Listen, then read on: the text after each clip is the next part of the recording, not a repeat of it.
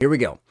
Power of a power. So here we have 7 squared to the third power, or 7 to the second power to the third power. So this 3 here is saying we have 3 7 squareds. So there's a 7 squared times another 7 squared times a third 7 squared.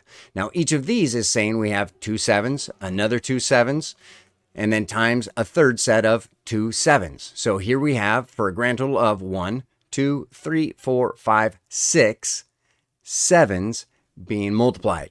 Now let's look at the top versus the bottom. What changed, right? The 2 and the 3 changed to a 6. What do we do there? That was multiplying. So anytime we have a power to a power, we are going to multiply the exponents. Okay, now if you're on a computer and you're looking to type in exponents, that's going to be the caret button. It looks like an upside down V, okay, and that's going to be Shift 6 is what you're going to type. That's the to the button. It's the upside down V, okay?